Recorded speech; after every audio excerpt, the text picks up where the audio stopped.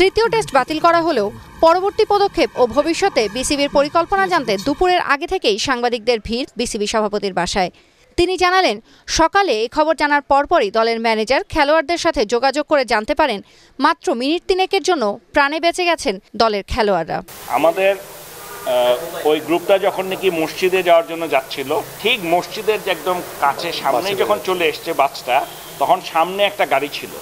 ওই গাড়িটা থেমে গিয়েছিল হঠাৎ করে। থেমে একজন মহিলা সম্ভবত বলছিল ওদিকে যেও না, ওদিকে যেও না বলছিল। এর মাঝেই তারা গুলির আওয়াজ পায় এবং মানুষজন মসজিদ থেকে বেরিয়ে আসছে, এটা দেখতে পায়। সো এই ছিল অবস্থানটা। তারা মানে আসলে যদি এমন হতো যে ওরা আগে এসছে, তাহলে তো আমাদের খেলোয়াড়দের ভিতরে থাকার সম্ভাবনাতেই ছিল। আল্লাহর অশেষ রহমত যে সেই জিনিসটা হয়নি, ওরা ওই সময়টাই ছিল না। দ্বিতীয় হচ্ছে যে বাসটাও ওখানে ছিল না, হয়তো না হলে যে আপনারা হয়তো কয়েকটা ভিডিওতে দেখেছেন যে পরে কিন্তু সে বের হয়েও মেরেছে। সো সামনে যদি বাসে আমাদের প্লেয়াররা থাকতো তখনও আক্রমণ হতে পারত। যে কোনো দল বাংলাদেশে এলে তাদের যে ধরনের নিরাপত্তা দেওয়া হয়, বাংলাদেশ কখনোই বিদেশে তেমনটা পায়নি। প্রয়োজন অনুভূত না হওয়ায় এর আগে বিষয়টি নিয়ে তেমন মাথা ব্যথাও ছিল না বিসিবির। তবে এখন থেকে খেলোয়াড়দের পূর্ণ নিরাপত্তার দাবি জানাবেন বলে জানালেন বিসিবি সভাপতি। সেই সাথে নিজেদের পক্ষ থেকে করণীয় বিষয়েও পরিকল্পনা করে সিদ্ধান্ত নিতে চান তিনি।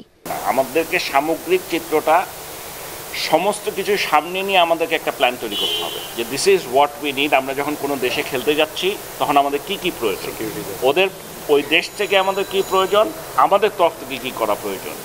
আমার ধারণা যতটুকু সম্ভব অবশ্যই আমরা এখন থেকে এটা করবো, যেটা নাকি আসলে আমরা এতদিন করিনি, কারণ এটা কখনো আমরা মনেই হয়নি, প্রয়োজনই মনে করিনি। অন্যরা কী করবে সেটা আমি জানি না, তবে আজকের এই ঘটনা পরে এটা নিশ্চিত যে বাংলাদেশ ক্রিকেট বোর্ড এখন থেকে যে দেশেই আমাদের দল যাক না কেন, আমাদের মিনিমাম রিকোয়ার্ড সিকিউরিটি আমাদের নিজেদেরকে এনশিওর করতে হবে, এবং এটা যারা দিতে পারবে তাদের এখানে আমরা খেলতে যেতে পারবো, এছাড়া আমাদের পক্ষে যাওয়া সম্ভব নয়।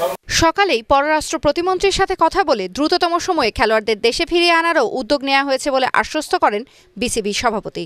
আমরা এখান থেকে টিকিট কাটার সব ব্যবস্থা করছি, কিন্তু ওদেরকে ওখান থেকে বের করে প্লেনে উঠানোর ব্যবস্থার জন্য একটু হেল্প করার জন্য। তো মাননীয় পররাষ্ট্র প্রতিমন্ত্রী আমাকে বলেছেন আমি এক্ষুনি যোগাযোগ করছি, আমি সর্বাত্মক চেষ্টা করব তাদেরকে যত তাড়াতাড়ি সম্ভব বাংলাদেশে ফিরিয়ে আনার।